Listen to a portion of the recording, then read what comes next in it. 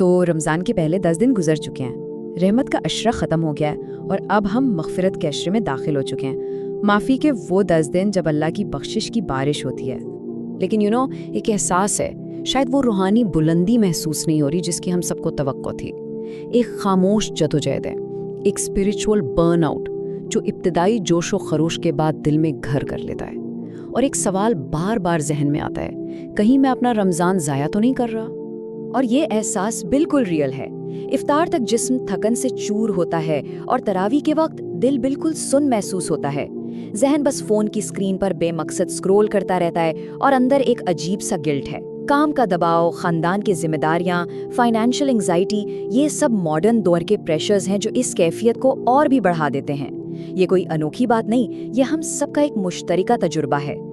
اور یہیں پر مغفرت کا دوسرا عشرہ ہمارے لیے ایک لائف لائن کی طرح آتا ہے۔ مغفرت کا مطلب صرف گناہوں کی معافی نہیں ہے، یہ ایک مکمل اسپرچول ریسیٹ ہے، ایک گہری صفائی۔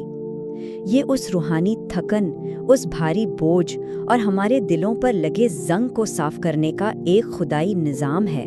تو چلیے اس پوری اسپرچول اسٹرگل کو ایک بالکل نئے اینگل سے دیکھتے ہیں، ایک ایسا زاویہ جو شاید سب کچھ بدل دے، جہاں ہماری کمزوری ہی ہماری سب سے بڑی طاقت بن جاتی ہے۔ جب دل اس طرح سن ہو جاتا ہے نا، تو شیطان اس کا پورا فائدہ اٹھاتا ہے۔ وہ دل میں وسوسہ ڈالتا ہے، تم تو منافق ہو، تمہارا دل تو نماز میں بھی نہیں لگتا، اللہ تمہاری دعا کیوں سنے گا؟ اور یہ وسوسہ ہمیں مغفرت مانگنے کے لائق بھی نہیں سمجھنے دیتا۔ لیکن یہاں ایک ایسی حقیقت ہے جو پورے پرسپیکٹیو کو بدل کر رکھ دے گی۔ اللہ کی رحمت کو سمجھنے کے لیے ذرا اس موازنے کو دیکھیں۔ ایک طرف ہے وہ عبادت گزار جو ظاہری طور پر تو پرفیکٹ ہے لیکن اندر سے متکبر ہے، اور دوسری طرف ہے وہ گناہ گار جو ناقص ہے، بے چین ہے لیکن اندر سے بالکل عاجز ہے۔ اور مرکزی پیغام یہ ہے، اللہ تعالیٰ کو ایک ایسے عبادت گزار کے تکبر سے کہیں زیادہ ایک ٹوٹے ہوئے گناہ گار کے سچے آنسو پسند ہیں۔ ہماری بے بسی اور ہمارا یہ ٹوٹا پن کوئی کمزوری نہیں، بلکہ یہ وہ قیمتی اثاثے ہیں جو ہمیں الغفار یعنی بخشنے والے پر مکمل طور پر نربھر ہونا سکھاتے ہیں۔ تو اس بات کو اپنے دل میں اتار لیں، یہ تھکن، یہ بے بسی، یہ مغفرت کے لیے ہمارا سب سے بڑا ایسٹ ہے، کیونکہ یہی وہ چیز ہے جو انسان کو اس کے رب کے سامنے گھٹنوں کے بل لے آتی ہے، مکمل عاجزی کے ساتھ۔ اور معافی مانگنے کے لیے اس سے بہتر سٹارٹنگ پوائنٹ ہو ہی نہیں سکتا۔ تو سوال یہ ہے کہ پریکٹیکل لیول پر اس سلمپ سے نکلا کیسے جائے؟ اس کے لیے پیش ہے 3 قدمی مغفرت ریسیٹ۔ یہ کوئی پیچیدہ عمل نہیں ہے بلکہ ایک بہت ہی سادہ عملی فریم ورک ہے۔ اس کے 3 بہت آسان مراحل ہیں۔ پہلا ہے اعتراف یعنی سچا اقرار، دوسرا ہے خلوت مغفرت یعنی صرف 5 منٹ کی تنہائی، اور تیسرا ہے اینکر دعا یعنی سید الاستغفار۔ تو پہلا قدم ہے اعتراف۔ یہ اللہ کے ساتھ ایک ریڈیکل آنیسٹی کا لمحہ ہے۔ جب کوئی تنہا ہو تو بس اللہ سے ایسے بات کرے جیسے اپنے سب سے قریبی دوست سے کر رہا ہو، اپنی آج کل کی جدوجہد کو مانے، چاہے وہ اسکرین کی عادت ہو، سٹریس ہو یا نماز میں دھیان کا نہ لگنا ہو۔ بس یہ کہنا، یا اللہ میں تھک گیا ہوں، میرا دل بے حس ہو گیا ہے۔ جس لمحے کوئی یہ کہہ دیتا ہے نا، یا اللہ میں ٹوٹ چکا ہوں، اسی لمحے مغفرت کا شفا بخش عمل شروع ہو جاتا ہے۔ یہ اقرار ہی شفا اور دوبارہ جڑنے کی طرف پہلا اور سب سے اہم قدم ہے۔ دوسرا قدم ہے خلوت مغفرت، اور اس کے لیے ہمیں صرف اور صرف 5 منٹ چاہیے۔ ایک بہت ہی سادہ اچیویبل کمٹمنٹ۔